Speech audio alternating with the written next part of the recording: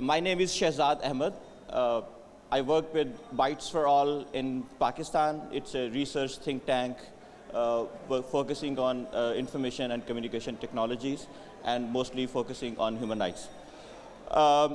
We have put up a fabulous, amazing panel over here. So let me introduce how it all would work. We have our panelists. They will have their opening statement. After that, please note that the panel and this session is open for questions throughout the session. So if you have questions, if you have some recommendation, please feel free to raise your hand and then we'll get you a mic. We want to have it as interactive as possible, so it's not only that our resource people are panelists, but I mean you are also part of this whole session, and I see quite a few familiar faces who can help us wonderfully well on this topic. So let me quickly introduce to you. We have brilliant Asem. He works with Al Jazeera. Then we have Annie from Hong Kong. We have awesome Arzu. She's freelance journalist from Azerbaijan. And we have Galina from Russia. They will introduce their own work as well in their opening statement. I skipped the introduction bit because they can probably do it better than me, of course. So we will start with Galina. With your opening statement, and then we'll take it forward from there. Yeah, over to you. Okay. Thank you. Hi, everybody, and thank you for inviting us here for panel. I'm Galina Timchenko, and for 10 years I was editor-in-chief of the most popular Russian news outlet, Lenta.ru. 2 years ago, I was fired by my owner of our outlet after direct order of Kremlin. It was just before Crimea annexation and Ukrainian war. Kremlin just cleaned up all media space, and I was fired. After that, 77 from 84 of my journalists resigned in a protest of my firing. And a year and a half ago, I established a brand new media called Meduza.io.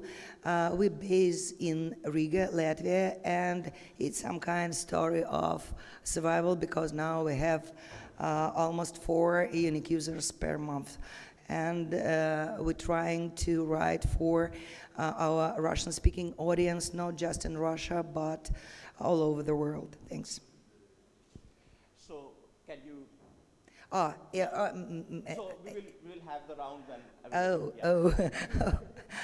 Okay. I'd like to speak for this topic is internet is safe place in Russia. And you know, Russia's case gave us the unique chance to see in process how so-called phantom menace became dark reality. You know, 10 years ago, Russian segment of World Wide Web, RuNet, was the most free place in the world. Believe me, I work, and it was some kind of self-regulation space. We have the only one law about media, and the independent, it was like being a big bang for independent media outlets and independent journalism and social media like livejournal.com. You know, but it takes almost 10 years for Russian authorities to realize the power of internet. And they realized that internet, online media, and plus social networks multiplies your influence to the audience. Just for example, Lenta.ru has 3 million unique users per day before Crimea annexation, and it was like federal TV channel, but independent channel. You know, For these 10 years, Kremlin took total control on TV, then newspapers, and online journalists became third and the biggest target for Kremlin officials. What can we see right now? I can call it caging of Russian internet. It's the process of literally caging internet. After Putin's return to Kremlin, State Duma approved tens of laws restricting and controlling internet. Just for example, we have a special data storage law. For example, international media companies should store all their data, including personal data of their users, only inside Russia. If you are a blogger with 3,000 followers, you should declare yourself journalist, but you have no journalist rights. You have just only obligations. You can be prosecuted for defamation and so on. Package of law restricting freedom of speech. For example, you cannot cover unapproved protest action. You cannot hesitate of Crimea annexation. It considers like state treason. And the State Duma pass so-called oblivion right law. Every Kremlin or every official can demand the obliteration of all the information he doesn't like in 3 years. And human rights activists counts more than 50 brand new regulations and restrictions this year. For the last year, these human rights activists, the organization named Agora, they count almost 2,000 cases of blocked sites in Russia.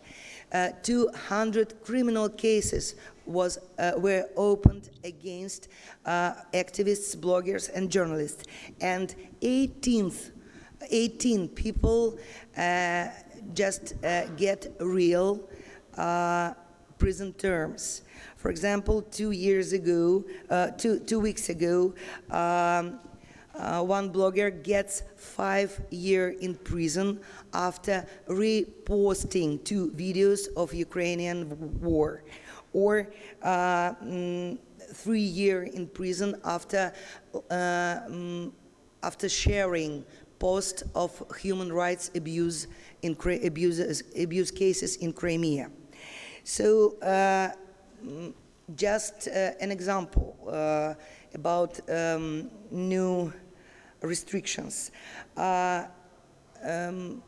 Months ago, Vladimir Putin named his new advisor of internet cases. And this guy, first phrase, my very best desire is to block Google, YouTube, and Facebook in Russia. I want them to be banned. And it was his main desire. Regional judges ordered to block YouTube and Facebook in Russian regions. Speaking about journalists, there are some kind of controlling agent, main Russian watchdog, Roskomnadzor, and they issued warning to independent news outlets. For example, last month, 2 main Russian online outlets published investigations about Putin's daughters. Next day, they get warning.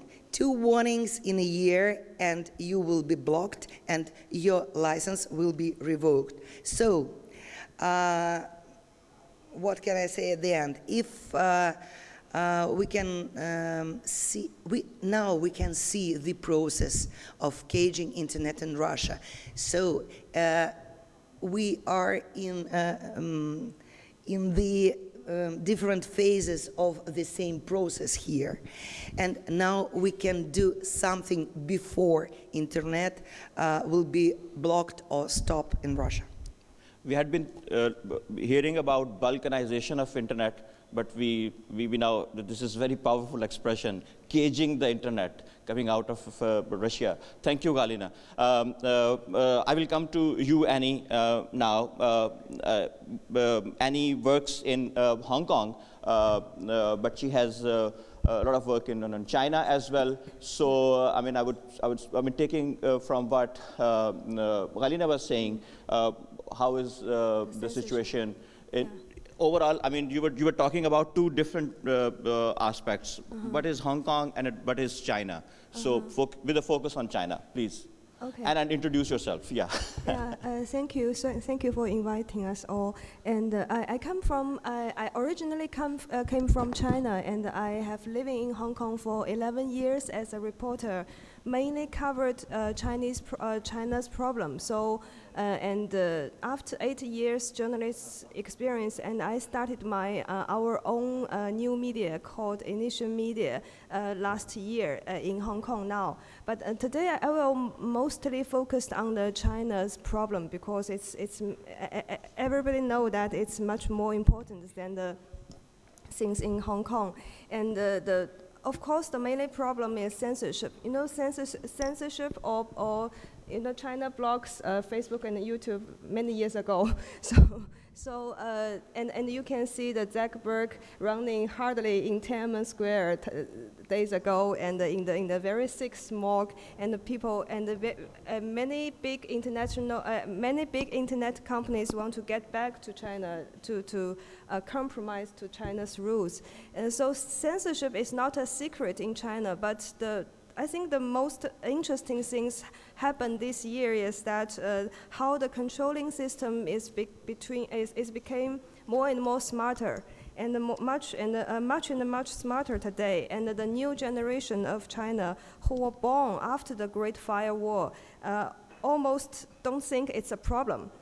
And I will try to recall a story 4 years ago. I personally witnessed it in Beijing. And it's in 2012, and Beijing was flooded due to a very heavy rain. 77 people died within a night because of the rain. And 5 days later, a very famous liberal newspaper called Southern Weekend in China, and they have made a cover story of 8 pages about the rain about the rain disaster. And they has in these 8 pages, they had listed all the death tolls, and they reviewed all the death list and the most victims' brief life stories. And in China, the death toll of public disaster had been always a sensitive point. So, not surprisingly, before the newspaper was sent to print, in the midnight, the chief editor received a call from propaganda department and was forced to take away the whole coverage of the story. It was 8 pages. So the next day, when the readers saw the newspaper, the 8 pages were filled with non-profit advertisements instead. And this is the first half of the story, a typical story of Chinese censorship. But a dramatic twist happened in the second half. It was on the same day when the Southern Weekend, the newspaper, was forced to publish 8 pages advertisement. And China's top state media, People's Daily, published the death list, including each one's short profile. And the paper also wrote, at this moment that we can feel, what we can feel is the weight of life, the pain of the disaster, which is extremely valuable progress. Also, on the same evening, the national TV, CCTV News, announced the death list too. whoa, the whole country's public opinions began to applaud it on the state media's improvements. It becomes so open-minded, whatever, and no one knows. There had been 8 pages of a cover story that a liberal market media has done. And in that evening, I coincidentally watched the CCTV reading the victim names one by one in the very typical official tone. And I recalled the wasted newspaper cover story, and I realized that things began to change in a very slight way. The controlling system is becoming much smarter. And before they just ask you to shut up and not to say anything critical to the government. But now they ask you to shut up and grab your sentences and say it by themselves. The story happens 4 years ago, and all it implied at that time become truth today. After Xi Jinping took position in China, he founded one new office to manage the whole internet media. It's very long. It's called the Central Leading Group for the Internet Security and Informatization. Oh my! And for the Internet Security and Information, he himself serves as the director of the group. And in the coming 2 years, China's internet media ecosystem has gone through a fundamental change in the past 2 years. First, opinion leaders in social media were cracked down and replaced soon by state media in a very younger and in a much younger and fashionable phase. Another typical case was Xue Manzi. He is a very famous American Chinese who has more than 10 million online fans in Weibo, the Chinese Twitter, and he was arrested in 2014. He often published critical opinions towards government, but the reason for his arrest was not that, but visiting prostitutes. After being arrested, he confessed it on CCTV, and acknowledging that the internet made him arrogant, which is a huge lesson to learn. And he had made good introspection, and Xue was released a few months later, but the similar model arrested you and confessed on CCTV and acknowledging that you are wrong. The similar model repeated in the past 2 years in many different opinion leaders. There is Chinese saying that killing chicken to warn monkey. It's very effective to do so. According to one analysis report, the opinion leaders' Weibo activities reduced 40% in that year, and the most popular topic in social media shifted from public affairs to entertainment. And at the same time, the state media transformed themselves very quickly. People's Daily, Global Times all hired huge amount of young people around 20 years old. And every night, People's Daily's Weibo sends out a good night note. And attendant nicely reminds its readers to take care of their health, to sleep earlier, otherwise they will get black eye circles, etc. Okay. And the old state media quickly learns all sorts of internet slangs, emoji packets, and practice them very highly skillfully. And so the things changes very fast in the 2005 ranking list. The most popular media in social network is People's Daily. And the second one is CCTV News. The liberal newspapers have been left far behind. But only 5 years ago, the traditional party newspaper were merely distributed within a state-run working units used by people at home as their dinner box pads, and nobody would read it. But today, by acting flighty and cutie, they have truly won the new generation on internet. And our topic is internet a more beautiful and a safer world? Certainly not. The internet is just what the world actually is. China has spent more than 10 years building a powerful Great Firewall, and it more and more precisely controls what one can see and cannot see. Thank you, it's Annie. my story. So, Thank you. so what is this? You're killing the chicken to warn the monkey? To warn the monkeys, yeah. Okay. It's called 杀鸡儆猴, killing the chicken to warn the monkeys. Okay. Some of these countries just continue to amaze us, including, it's not only China, Russia, Pakistan, India, Yes, it's amazing what is, and how these governments are thinking and how they're bringing all these. I will come to you, Asem. Asem works with Al Jazeera. He has specific about social media platforms. Go on, please. Thank you, and good morning, everybody.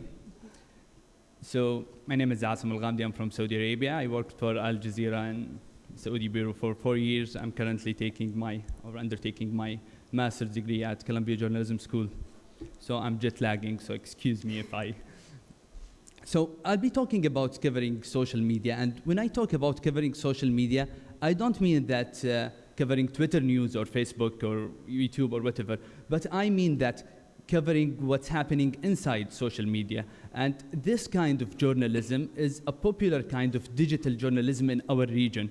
In the Middle East, covering social media is really a big thing. Of course, social media is not a new thing. It is something that was trending and still trending, and emerging platforms is coming every day, and journalists are really hanging out on Facebook and Twitter to cover news stories. Because the nature of the people, people are using social media not for socializing, but they are using it as a political tool. They are using it as a parliament for everyone. So there is really a good journalistic material in those platforms, social media platforms.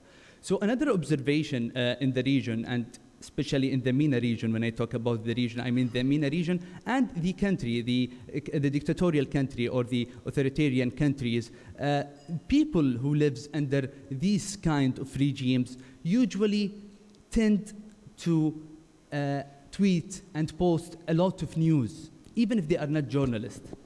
They tweet a lot about news. They demand exclusive news. They are usually looking for accounts who are tweeting about gossips. And the reason for that, because there is a lack of good journalistic material. People are demanding a good journalistic material.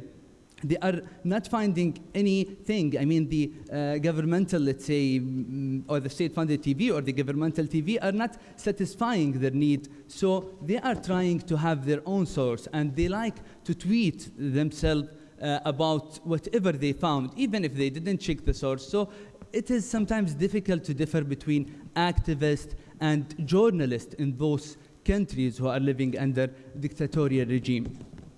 So when people tend to do that, the reaction from the government is taking all of the activists, journalists, citizen journalists in one plate. They are taking them in one plate together, and they are treating them with the so-called electronic armies. And electronic armies, I think a lot of us heard about, for example, the Syrian electronic armies. And to those who are not familiar with this phrase, the dozens of anonymous users who harass, bully, and even sometimes hack the account for people who try to cover or write stories about taboo topics. And these taboo topics differ from a country to another. Sometimes it's about political prisoner is a taboo topic. Sometimes it's about corruption. Sometimes it's about changing the regime.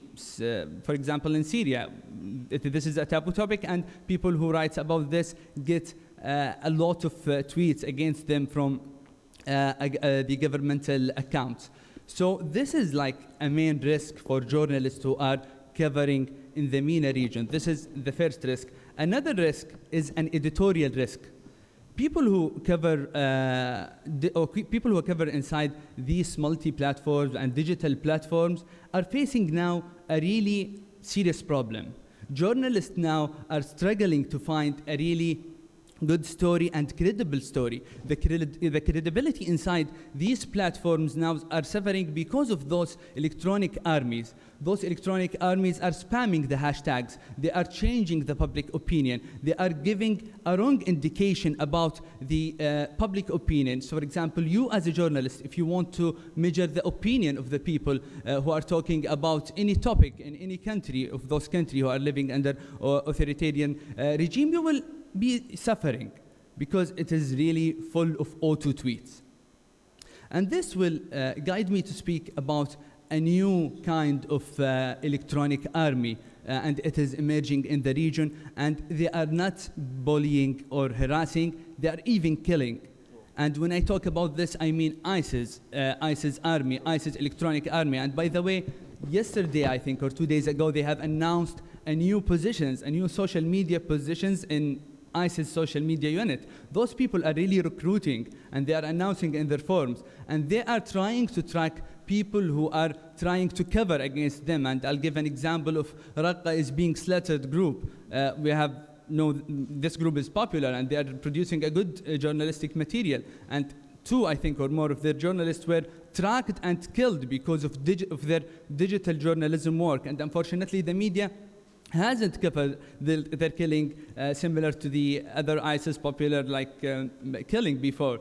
Anyhow, these ISIS actions against journalists are, let's say, when we want to see the solution or the reaction from the big social media companies, they are taking reaction. We have heard that Twitter shut down 125,000 Twitter accounts, but I still think that it is not enough. And the more important thing, I don't see a really good effort from the big social media companies to monitor and to defeat the governmental accounts, the governmental electronic armies. They are as dangerous as ISIS army. They are attacking activists, they are attacking journalists, and they are making the internet not a safe place to live at. Thank you, Asem.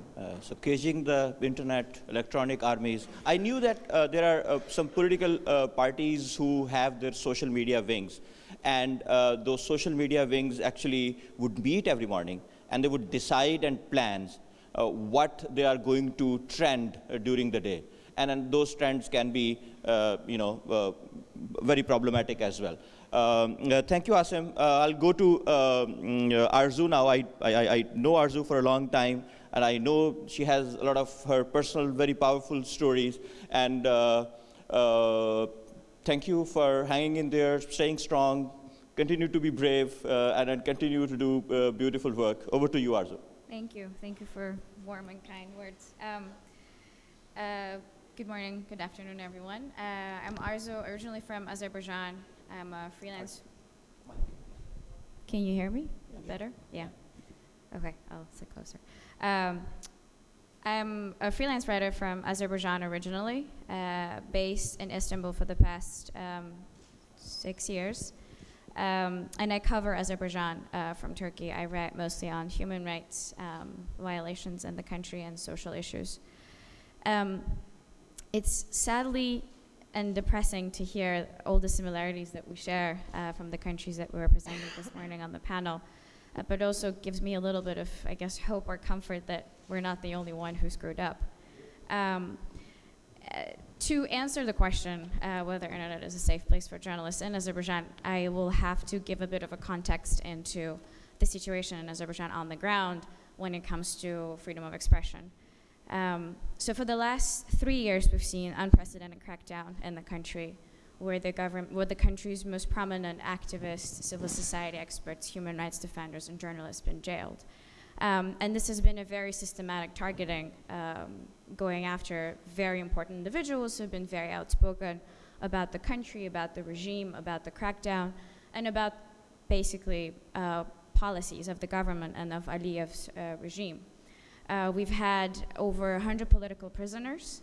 In fact, Azerbaijan for a while was sort of one of the, among Belarus, Azerbaijan were like the 2 leading countries with political prisoners. But now, after Belarus released all of its political prisoners, Azerbaijan is the only Council of Europe member with so many political prisoners. Now, there are good news on the side of political prisoners because 2 days ago, the president of Azerbaijan signed a pardon releasing 14 of these 100 political prisoners, among them a few journalists, activists, human rights defenders. The sad news is that over 80 people still remain behind bars. And one of them is actually one of the country's prominent journalists, Khadija Ismailova.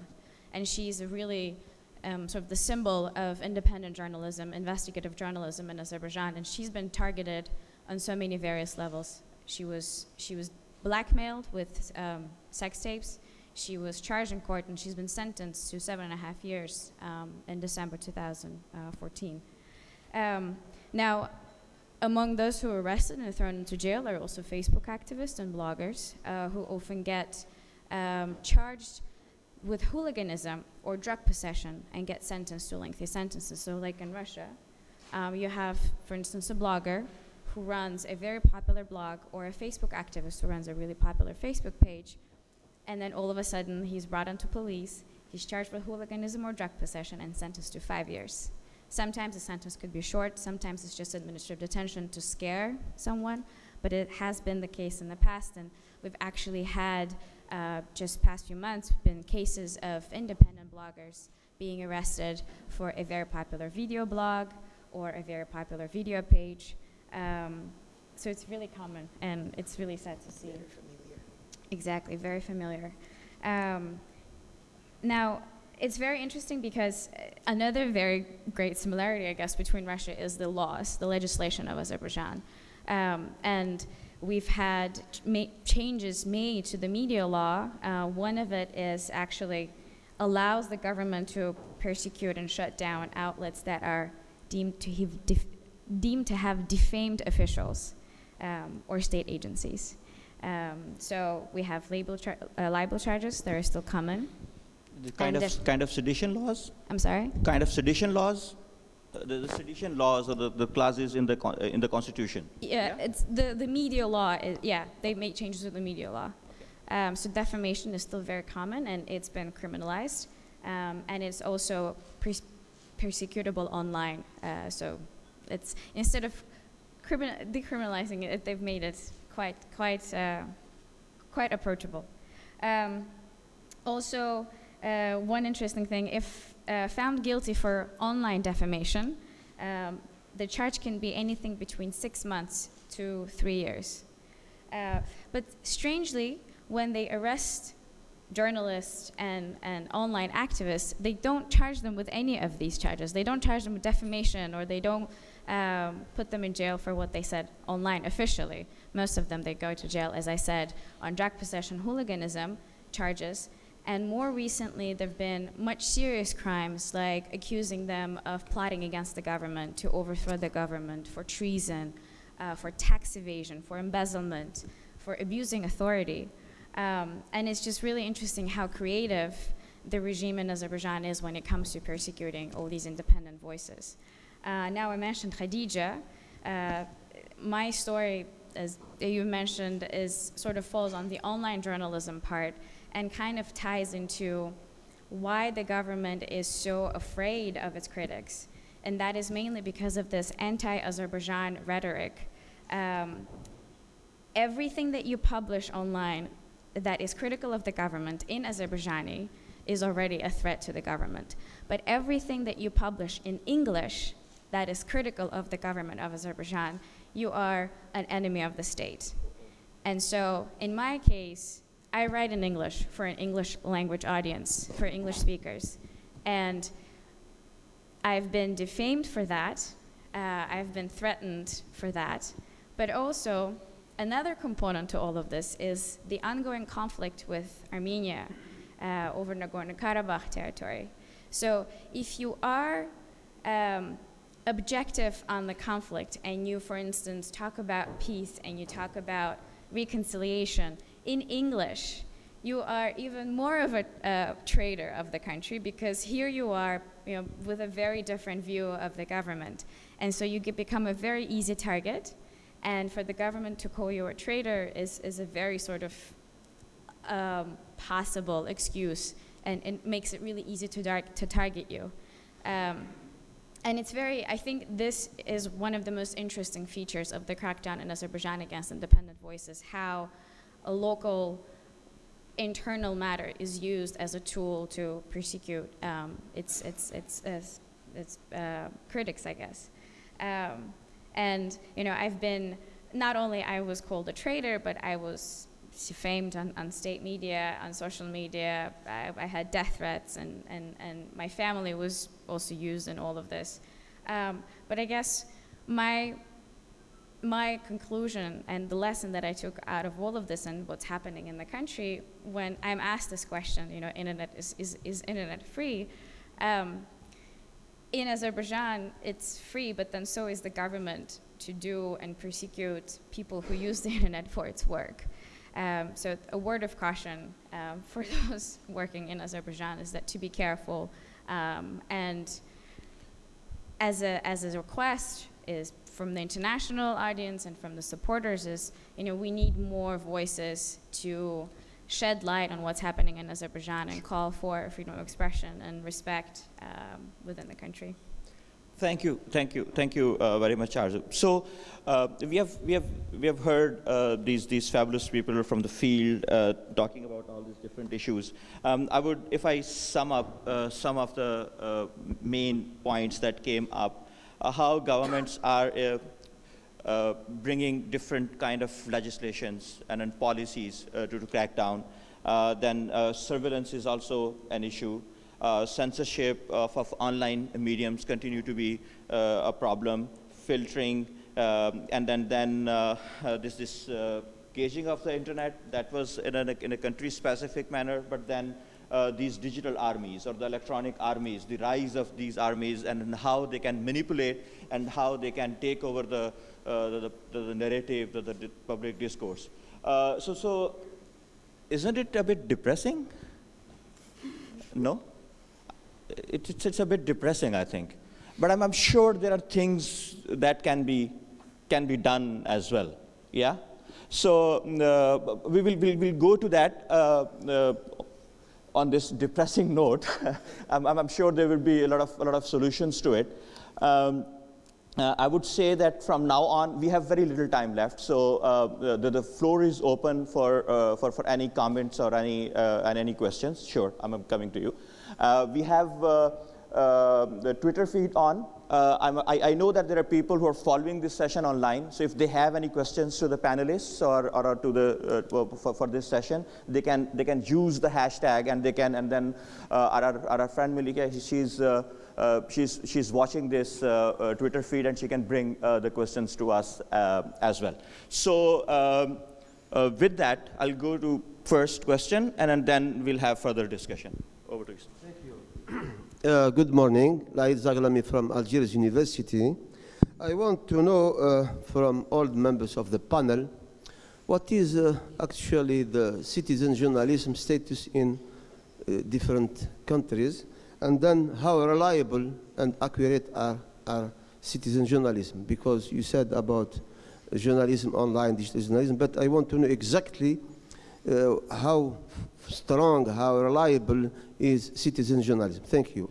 Arzu, I would want you to respond to this. I mean, in a controlled media environment, this is an important question. How, I mean, you respond to it, and then if others also want to respond, fine, but this is one thing. Yeah. So, like in Russia, internet was free for a while before the government became really concerned about how it's been used in the government, especially by its critics. Citizen journalism became a really popular thing back in 2000, I would say 8, 9, when we saw a lot of bloggers appear and Twitter was just getting into the country and becoming popular.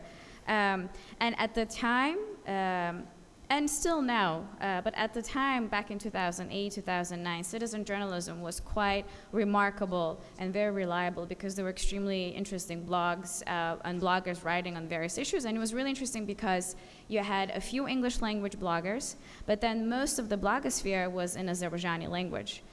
Before that, back in 2000 and at the end of the 90s, we had a lot of Russian language blogs, and they were also really extremely popular and had a great following. Now, these days, citizen journalism is extremely important because there's no independent media left in the country. Because the government has gone after independent media outlets and was able to shut them down, you have really, the only place for information is internet, shared by citizen journalists, shared by average citizens. And when I look for news, I go on Facebook or I go on Twitter and I read what my friends from Azerbaijan are posting, because that's the only sort of source that I can gather a lot of various views. And I mean, I can also add to it that, for example, in Pakistan, most followed people on Twitter are actually journalists, and people really follow them, and then get, and the news actually at times breaks on Twitter now. Yeah. So we have question over there. Yeah, yeah, please. You have mic there? Oh.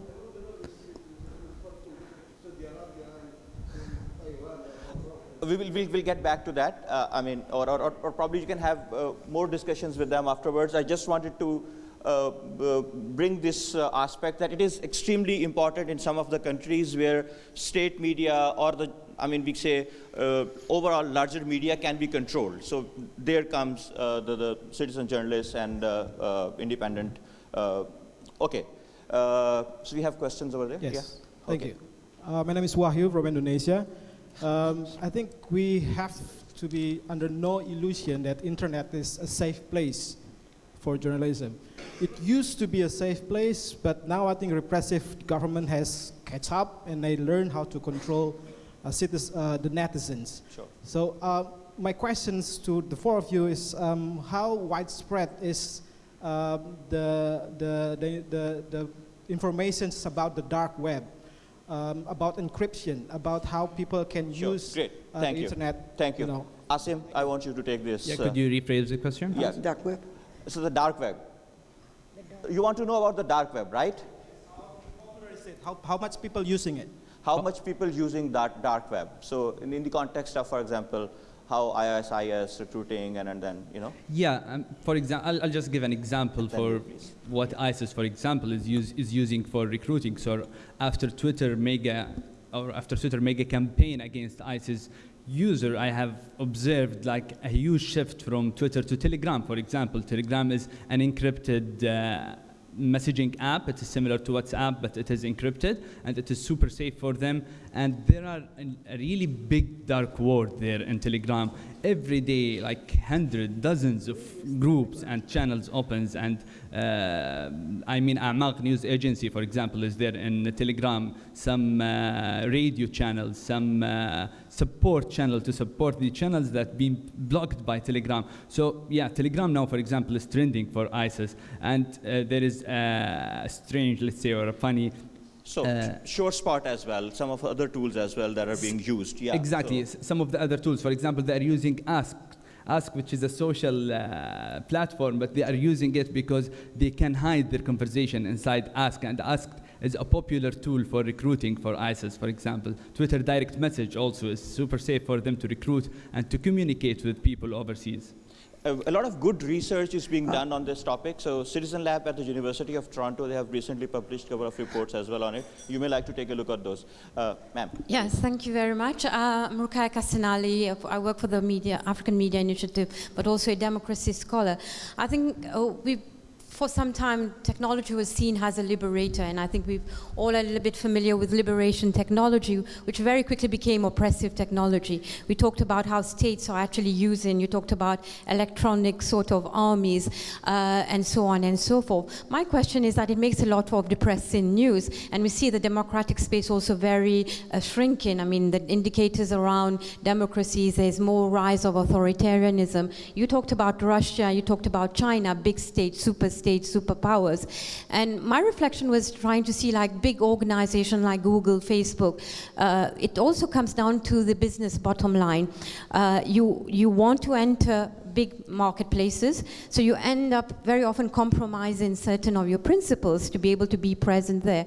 So in more and more, we see that sort of legitimization of authoritarian sort of space. And what are the counter strategies? You talked about, creating, we talked about citizen journalism, but some people say citizen journalists are not real journalists. So what are the counter strategies that we can build to bring back democracy on the ground, to bring back that technology can help people in terms of ensuring that the conversations go on? Because I see there's a lot of depressing reading, and more of us sort of say, do we just throw the towel in and just call it a day? So how do we reclaim technology? How do we make sure that the dark web becomes back to the people? Sure. Galina, you want to take this question? Frankly, I want to add a few words about tools. You know, I do not like to blame tool. Do not blame Telegram for encryption. Telegram, for example, helps independent journalism or independent journalists to take some very sensitive information. Do not blame dark web, because dark web, for example, for, as far as I know, New York Times or Russian citizen journalism is the main source of documents. Yeah. You know, in Russia we have our own anonymous group who hacked Kremlin emails and published all dark secrets. Do not blame tool. And speaking about technology, you know, it seems to me all we need is solidarity. You know, we should gather it, and we should agree that technology is the best way to promote independent journalism. Do not blame tools and technology for repressions. It's all about government and regimes, not about engineers. Yeah, just a quick comment about the blaming tools. We actually don't blame Telegram because they formed an encrypted messaging app, but we are demanding a lot of measures, higher measures to monitor those terrorists who are using these apps. I mean, everything in the life, you could use it, I mean, for a good reason or a bad reason, but there has to be a punishment for those who used it for a bad reason. I mean, Telegram got serious about closing the ISIS channel after they figured out that one of the Paris attacks planners was using this app. So I believe that a lot of measures has to be done, not closing, of course, the app. Yeah, because I'm sorry, but attack of Putin's regime on internet began just after so-called Snow Revolution. They said that it was Facebook revolution, and we will. Somebody says to me that Putin said, "You screwed up my inauguration, I'll screw up all your life." Oh my God. And it was all just because of Facebook gathering for protests on Moscow streets. Can I add to the technology democracy question? I think that's a separate conference on its own, a topic for a separate conference on its own, but technology is a tool that can foster change, but I don't think it's the only tool. I think if we're talking about building democracies now from scratch, which is what's happening in my country, for instance, and my comment on that would be, we're coming to you. I mean, when we asked for monitoring and when we asked for, these kinds of, I mean, it can be very problematic in the long run.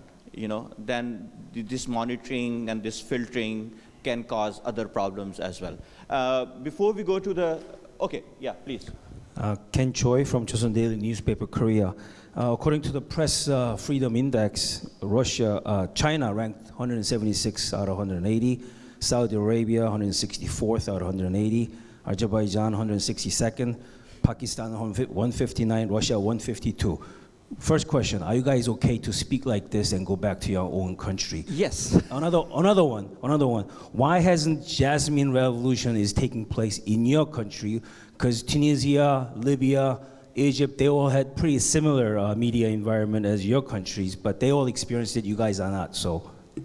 I'm sorry. Arzu, do you want to take this?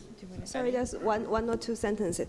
I used to be I used to interview in the Arab Spring in Egypt in 2011, and when I first get to the Cairo, and the people in the demonstration just asked me, "Oh, you are from China?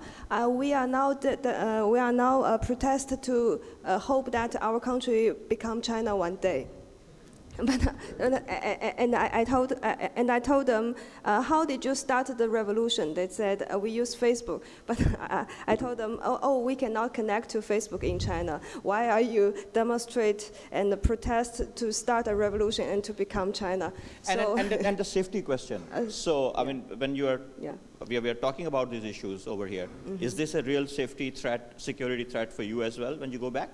Yeah, that's the question. Arzu, you want to take it? Galina, you want to take it? Yes. You know, in Russia there are a huge so-called gray zone. You know, Russian laws are very strict, but it compensates by. It's not an or we should not fulfill all the laws. So it's a huge gray zone, and frankly, the main threat is all about publication, but not about speaking on conference. They do not give a damn for. Okay, the question over here. I question don't over live here. in Azerbaijan. I'm based out of Turkey, actually. To answer your Question over here, then question over there on that corner, and then here, and then we'll see if we could come to you. Okay, we have very little time. Yes, please. Yeah, my name is Joseph Mwenda. I'm from Zambia. I come from a part of Africa where, you know, internet penetration is very low. And just recently we had a situation where one of our journalists was badly beaten by agents from the ruling party. They poured petrol on him with an attempt to burn him alive. They couldn't find matches. That's what saved his life. This conference may not know about that story, and it's because the internet penetration in my country is very low. And also, government has taken advantage of social media to try and infiltrate journalism, and they have agents who rubbish what other journalists are writing. How do we manage to mobilize journalists across our borders of the country to ensure that the journalists are protected in my country where internet penetration is very low? We are parking this question here because I want to add another question to it, and then we'll come back to it. Question over there, please. Yeah, and then I'll come to you. My name is Andrei Richter. I'm from OSCE, Office of the Representative on Freedom of the Media. I have a question to Arzu Geybullayeva. You mentioned that quite a number of journalists and bloggers were released from prison a couple of days ago. Actually, half from the list that we keep of imprisoned journalists and bloggers. I have a question. How would you explain this sudden pardon by the president? And in your explanation, will you please explain or try to explain why Khadija Ismailova was not released? Thank you. Should I address? Yeah. So my suspicion is that these journalists and bloggers were released ahead of President Aliyev's visit to Washington, D.C. at the end of this month. There's going to be a big nuclear summit, and he's going to the U.S. for that. And there's been a lot of discussion whether he was going to release them, because a number of these individuals were supposed to be released actually in December with the New Year pardoning. But it was precisely, I think it was timed really well, and they were planning to release them now. Now, the reason why they released some and not people like Khadija, I think, is also a very strategic decision, because the government of Azerbaijan is afraid of people like Khadija Ismail, of people like Intigam Aliyev, of people like Ilgar Mammadov, and this is precisely why they're still in jail. I fear that they're kept as hostages to be negotiated in future deals that the government decides to have with Western states. Okay, question here, please. Raymond Lowe, Johannesburg, South Africa. I'm not so much worried about what they're talking about, because that's extreme. I'm in the area of democracies which profess to protect media freedom and freedom of expression, and are now intent on controlling the internet by introducing legislation which would enable them to regulate the internet on issues such as child pornography, racism, etc. And we believe in South Africa that, in fact, this is the first step for democracy to go into the area of wanting to control the media, by introducing regulations relating to the internet, social media, Facebook, Twitter, etc. And introducing regulations which will control those. Firstly, on the issue of child pornography, which nobody complains about. Everybody was said that's a perfectly justifiable issue. But we believe that from child pornography, the next step will be political censorship. And then there are ample examples all over the world. Excuse me, I forgot to add one thing. Sure. What we've done in South Africa to try and avoid this is, in fact, to use our press council, which adjudicates on ethical questions relating to the conduct of the press, to be extended to the internet. And the South African Press Council has changed its constitution to enable it not only to deal with print media, but also the internet. And internet providers, bloggers, etc., can register with the Press Council to, in fact, be adjudicated on complaints against them rather than through the Film and Publications Board, which is the government Thank you. And the Film and Publications Board, by the way, has accepted that the Press Council can operate in that way. Thank you. Thank you. But I mean, I agree totally. These kind of issues actually, there are ample examples. Child pornography heading into, I mean, then the legislation around it, then covered all other aspects: political expression, religious expression, minorities being curtailed to express. So there are several different aspects of it. Over to you, sir, please. Yeah, this is Malik Ayub Sumbul. I am a journalist based in Azerbaijan. And it's really interesting for me when you asked that you are reporting on, and you have been writing on the Nagorno-Karabakh, on this conflict. So I am really interested that you are based in Turkey and for a couple of years. So how much you are objective in your reporting regarding Nagorno-Karabakh? Because this is a ethnic conflict between Armenia and Azerbaijan. And I have traveled to Tartar, to Fizuli and the border areas. So let me know that how much you are objective in this, in reporting, because you are several years you are away from Azerbaijan. So how you get the authentic and the credible information on this very sensitive conflict? Is it a quick one? The response? Yeah. 30 seconds? I'll try to be really... 30 seconds. 30 seconds. Yeah. I cannot promise to answer this question in 30 seconds. My objectivity is questioned quite often by people based in Azerbaijan and people working in Azerbaijan. I try to be as objective as I can because I believe this is what I do and this is like what I write is the truthful information. Regarding Nagorno-Karabakh, I write because I also worked in reconciliation. I co-directed an NGO that brought together people from Armenia and Azerbaijan. We talking about history, talking about needs, hopes, concerns, and discussing what can be done to actually bring the two communities together, because the hope on the government's resolving this conflict has been given up a long time ago. Yes, I'm based in Istanbul, but actually I was defamed for writing for Turkey Armenia-based newspaper Agos on Azerbaijan. And my death threats and the slander and defamation cases that were raised against me in Azerbaijan were precisely for this work. So I also then question why when someone is contributing to this dialogue, is contributing to this conflict, as a journalist, is being defamed and put forward as a traitor when there's no opposing, when there's no counter to this. Arzu, already 30 seconds. To what our friend from Zambia, I mean, we need to respond to that important question, but I mean, I'm posing another question, and there is a question from the Twitter as well. Sorry. What international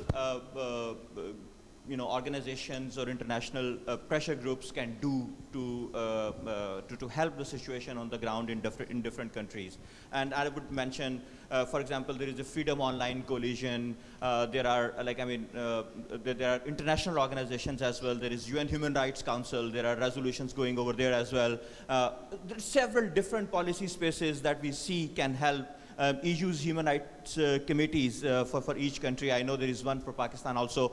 And in addition to that, I wanted to bring this discussion towards some positivity where we could at least share this little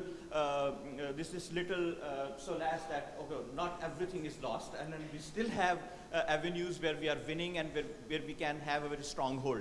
To that extent, my question on another aspect is, how aware and how considerate and how much importance these senior managers in the media houses give to these threats and issues and challenges.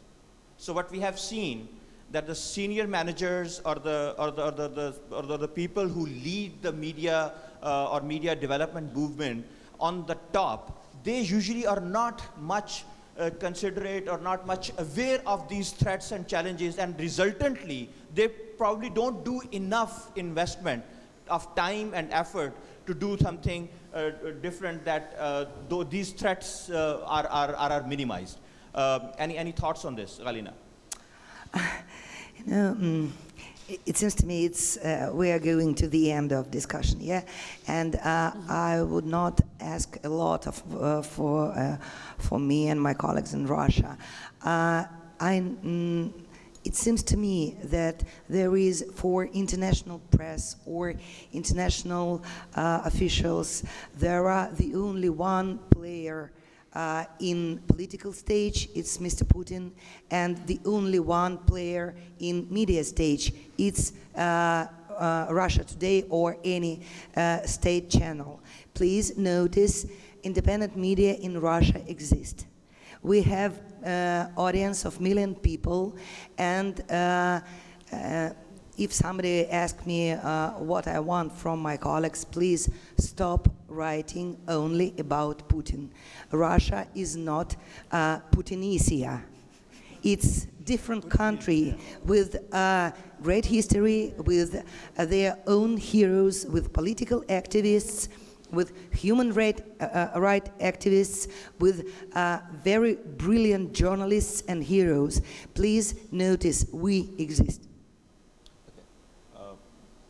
Arzu? I mean, I think your question is applicable to a country where you have media with bosses who care about their journalists. I mean, in Azerbaijan, you have the media outlets, local media outlets that are pro-government or government-sponsored. Okay. So let me. I know in the room over here there are quite a few people sitting over here who are investing a lot of resources into safety and security of the media. Several different options and several different aspects of it. What we have seen as an organization in the country who wants to help on digital safety and security, that the attention to these details is very minimal and at a very surface level, and that is very problematic. It's not, but because now I know there are people who talk about when they talk about holistic security, they talk about physical safety of the journalists, they talk about psychosocial well-being, they talk about digital security as well.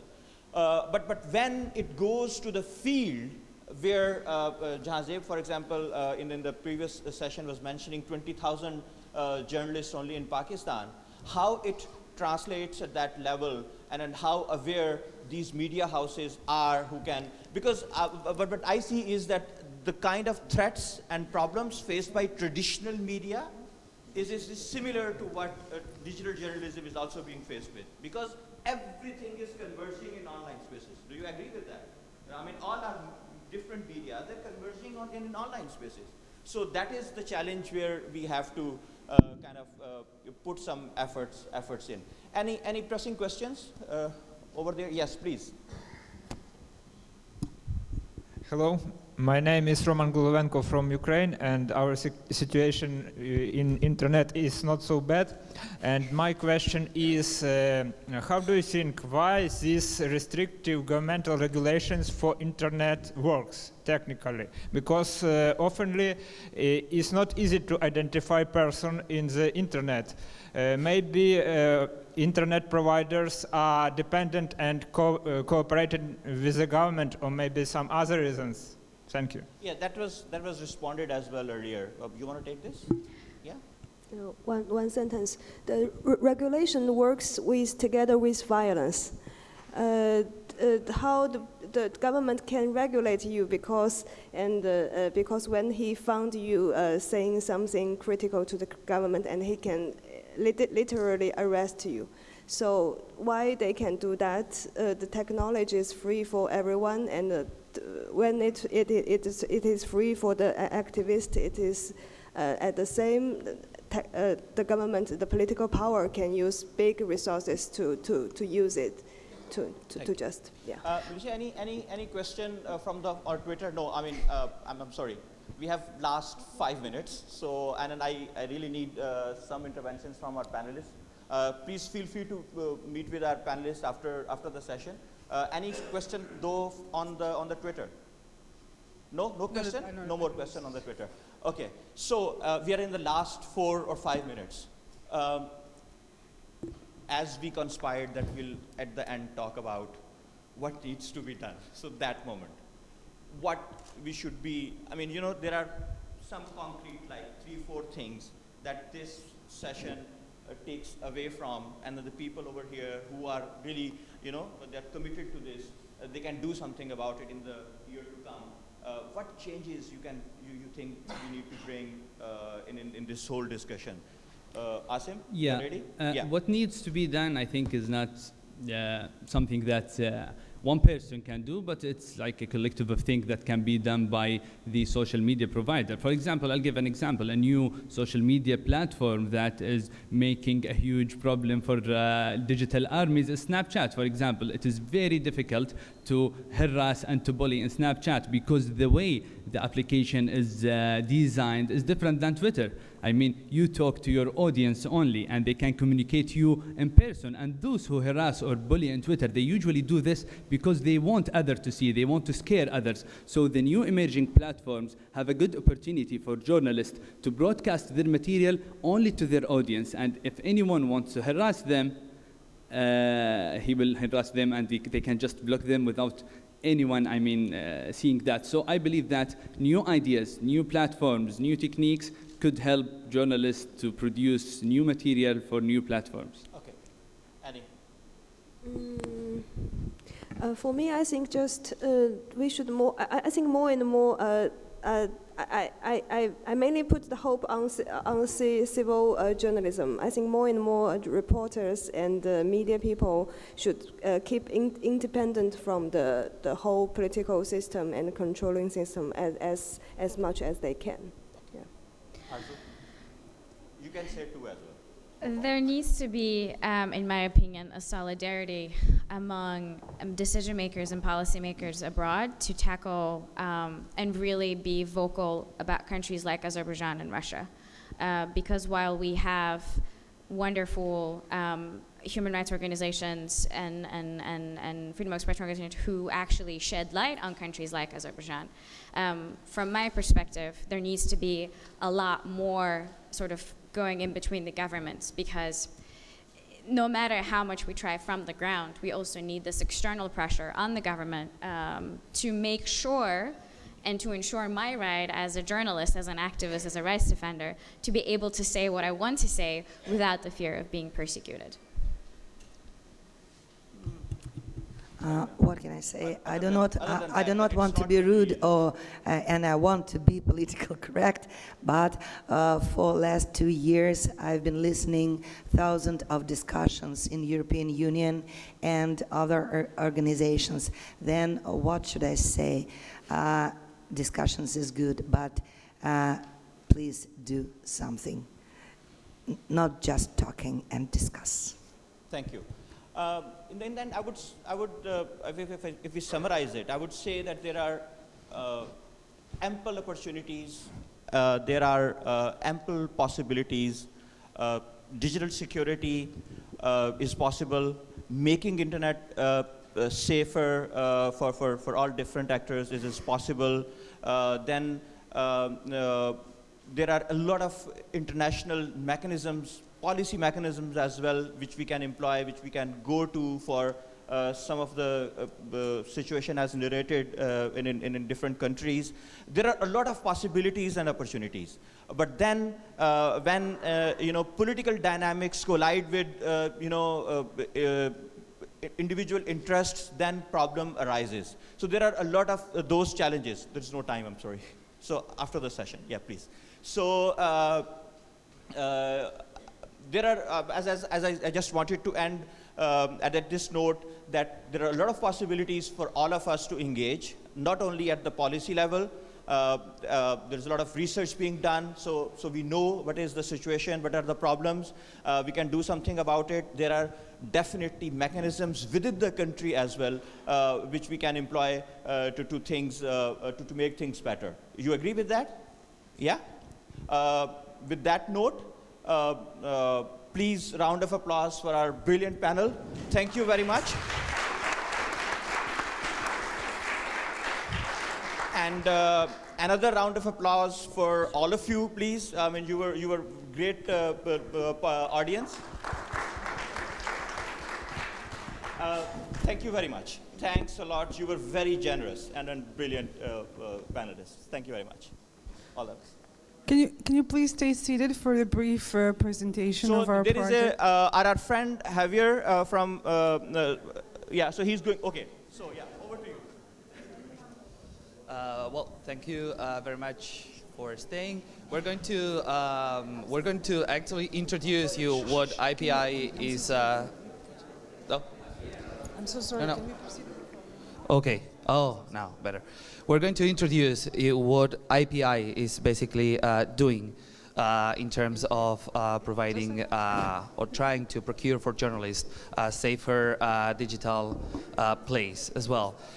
So I would like to invite into the stage two of the members of the team of this project. It's Daoud Kutab, Director General of Community Media Network from Jordan, and Gulsin Herman, who is also our on-the-line project coordinator in Turkey. Please take a seat.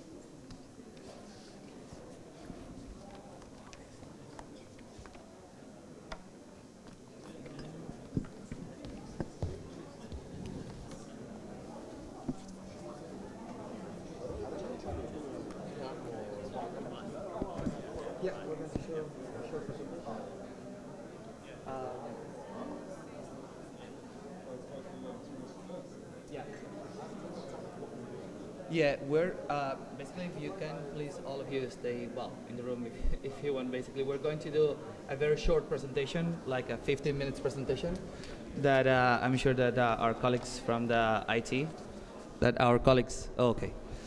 We're going to do a very short presentation of the project that the International Press Institute is basically developing in order to provide safer, secure platform also for journalists to be able to report if they've been victims of digital attacks and cyber harassment. So without further ado, okay.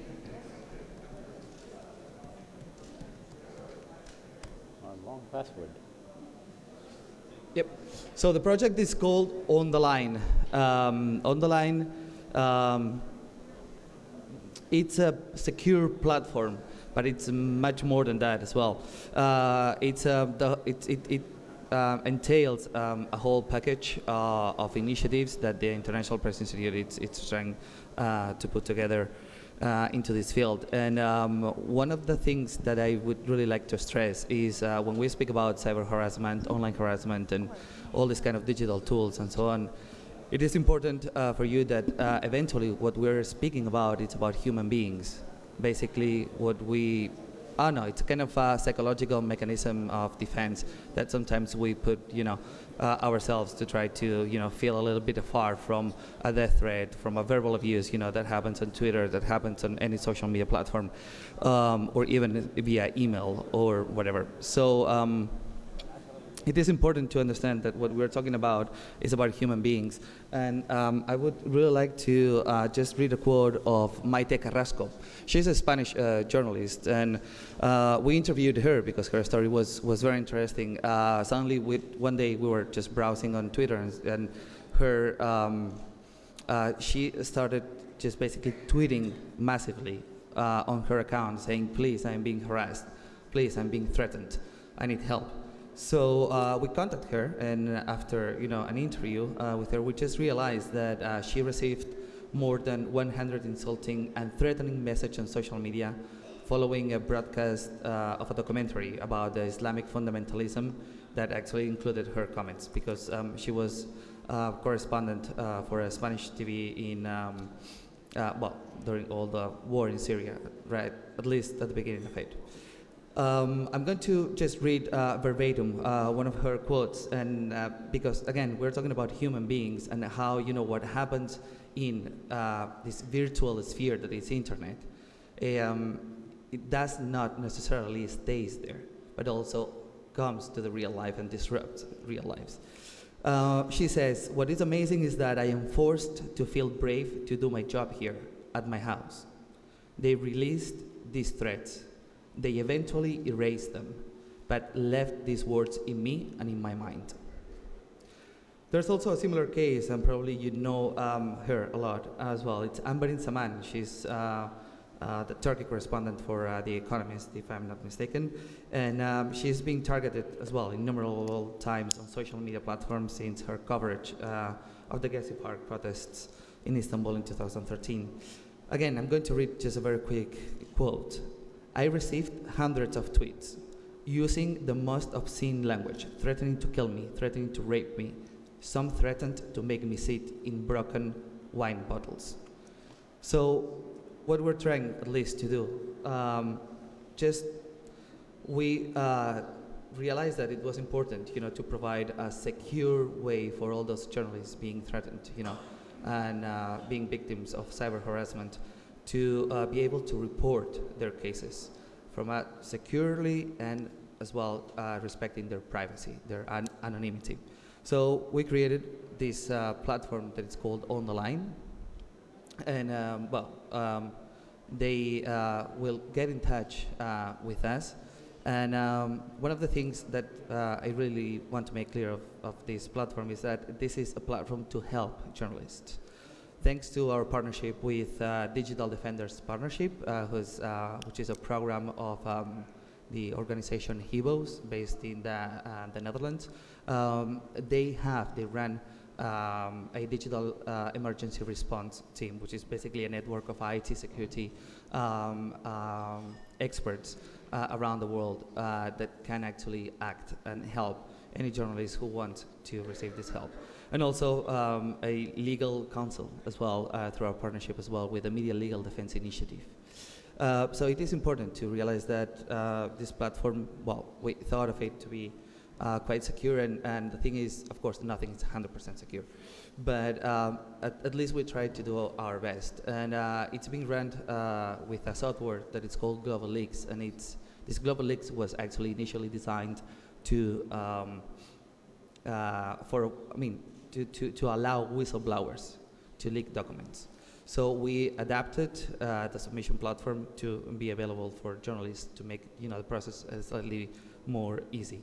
And the idea of this platform basically is to provide this help so they can actually have access through our experts and partnerships to do that.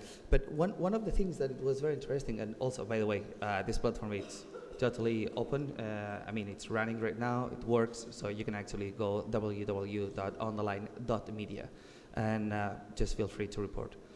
And also, there is an interesting point in here, is that one of the things that we realized when putting together all this project, is that it was important to understand, let's say the victims somehow.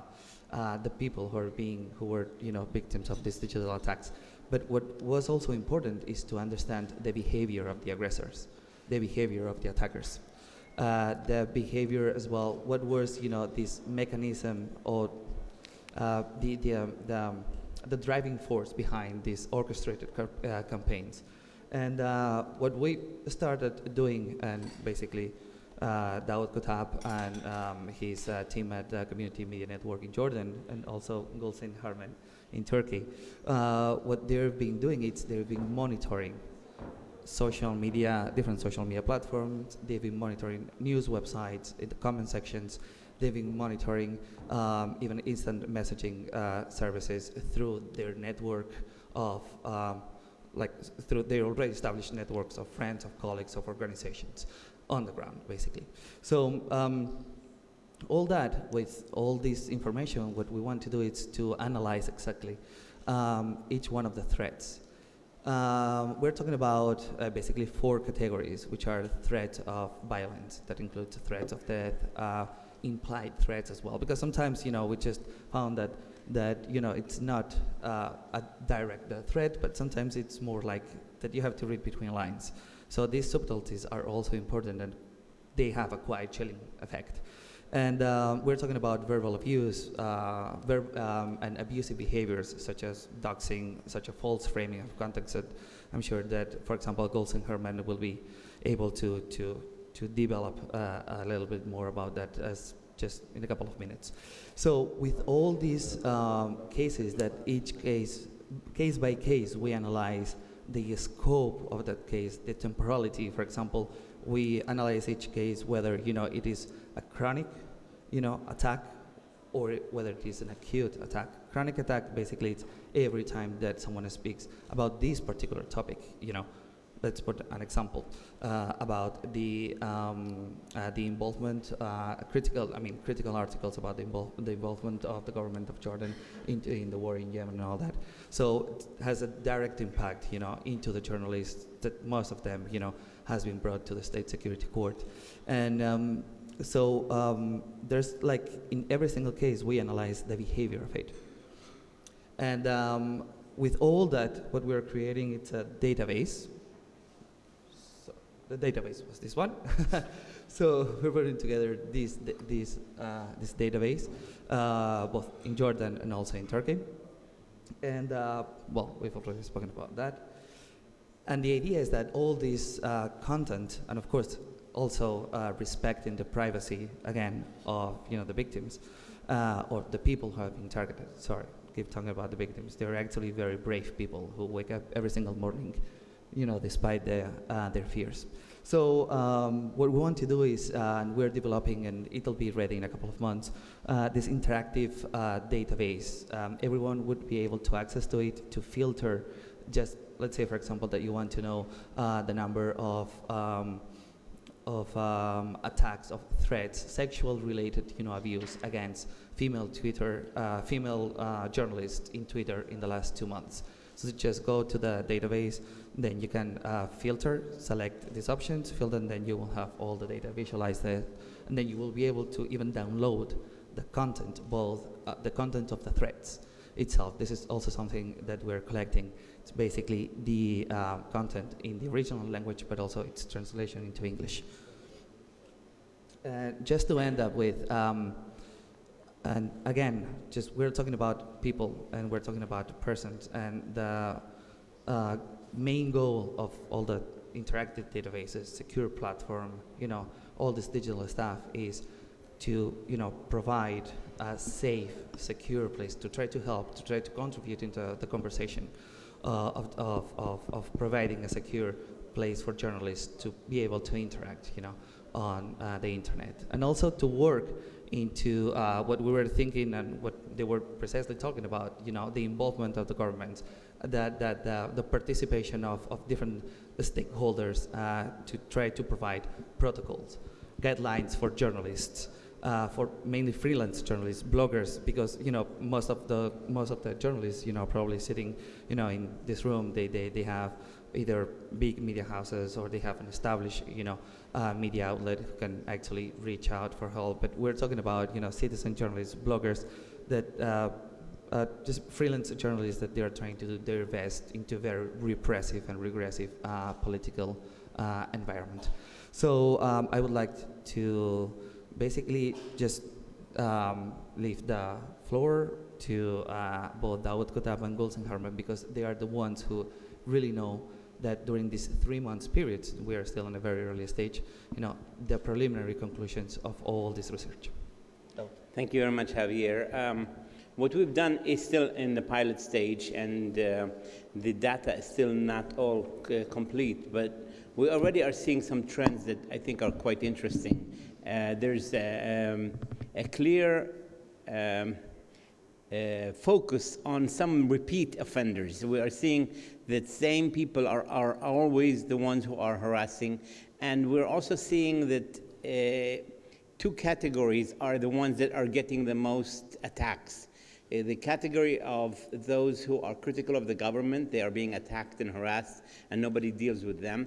And those who speak ill of religion, those who try to speak of secularism, try to speak of separation of church and of religion and state, are the ones who are being attacked using really vile language, using dirty language, using all kinds of curses at them.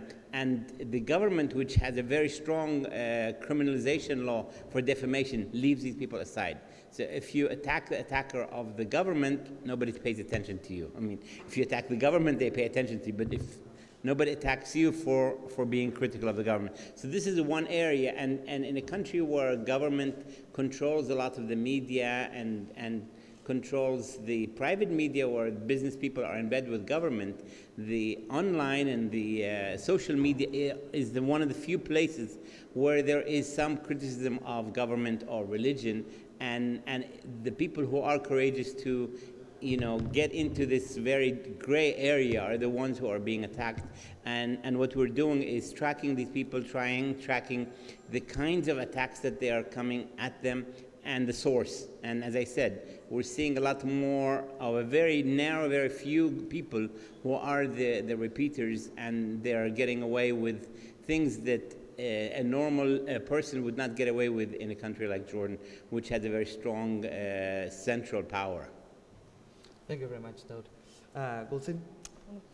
Thank you, Javier. So 3 months into the project in Turkey, it's okay, thank you. So here are the 5 takeouts that I come so far. So firstly, the current political situation in Turkey, the depolarization affects certainly online mediums too. Especially any single comment about the going on Kurdish conflict has severe affections and effects on the journalists. And false framing that Javier was talking about is currently happening in Turkey a lot on the online media. Even the single comment, like I said, is taken out of context. It's falsely framed and used as a tool to target journalists. And that leads to a very explicit death threats to journalists and labeling them as terrorists. And as a second takeout, really closely related to that, in some cases, the smear campaigns are highly concentrated.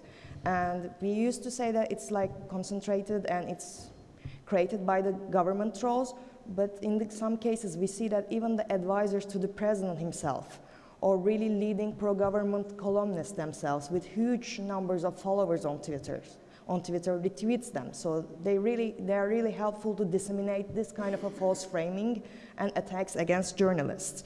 And also this leads inevitably to self-censorship of some journalists, and it enforces the culture of impunity in Turkey that makes us more difficult for us to deal with the issue. So on a third level, and as you can all imagine and guess, women journalists in Turkey are undeniably the ultimate victims. Sexual abuse in most of the attacks are ubiquitous, and their gender identity is constantly humiliated. So with consultations with Javier in Turkey, we moved the project a little bit concentrated on gender, because according to the initial data we have, 80% of the attacks are against female journalists. So on the fourth level, there is a new phenomenon also in Turkey, that the journalists with Turkish citizenship working for international news outlets are more and more targeted. They are labeled as spies and traitors, and it is a very recently new phenomenon. Now we are witnessing the rise of some fake news websites full of distortion and manipulation and falsely discrediting the reports. And for example, even we are seeing some tweets on social media with aim to discredit them in front of their employers.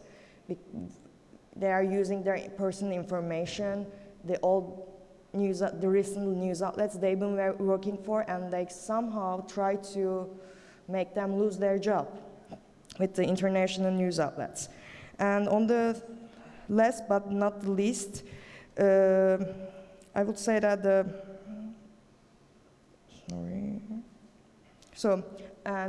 I would like to come again about the impunity culture and the double victimization of the journalists, because they are well aware that they're under attack, but they don't have any trust in the legal system in Turkey, so they don't have any kind of way to go to the judiciary system, and it enforces the attacks, so the attackers are never punished in a way. So our duty, I think, that in the project in Turkey itself, to encourage and to convince journalists that they have to fight against it. Another finding that we found early on is that the amount of attacks on Facebook are much more than Twitter. For some reason, we found that Twitter is much more serious, and whereas in Facebook the level and quantity and quality, if I can call it, and the nastiness of the attacks and the bullying and the sexual harassment and using words like traitor or kafir, which means apostate, are much more available on Facebook. Of course, a country like Jordan with 7 million citizens, there's somewhere between 2 million to 4 million subscribers on Facebook, which is huge. I think while there are many fake accounts, that we've also found that many people with their real names are using Facebook to attack, and there's really no accountability. And one of the things that the database is going to show is these repeat fuel offenders, and I don't know if we want to be in the stage of naming and shaming, but that would be the next step, I think, is for media to use that information to hold people accountable for what they're doing on Facebook, or at least to maybe cooperate with Facebook itself in trying to flag some of the vile stuff that is on Facebook. Yeah, and talking precisely about that, in 1 week we're going to be also, as part of the On the Line project, we're going to be in a conference in the Silicon Valley. It's called RightsCon. It's organized by Access Now, and IPI is hosting a session on online harassment, and it's a round table where actually Google and Facebook are going to be present there. And one of the great things that also journalist members from The Guardian US, who are also media outlet, very involved into cyber harassment and online harassment against female journalists. She's going to be there, one of the representatives. So they would be very interesting to know, this conversation as well, to learn from it. Just to wrap up very quickly, the project, it's in a very early stage, and we've been just analyzing and researching, into all that for just 3 months, but still you can see that there's very interesting, at least, trends. And this is one of the things that we really want to stress as well. It's like help journalists, purely that, and also analyze all these behaviors. It's also important as well. And if we do it systematically, we're able to as well link, this data with a particular context, and all that provides the information itself and can be used for advocacy purposes. One of the most important things in this area of the advocacy is that, and one of the things that both teams are actually working, it's in creating networks, local networks of journalists, media organizations that can actually help each other. Right.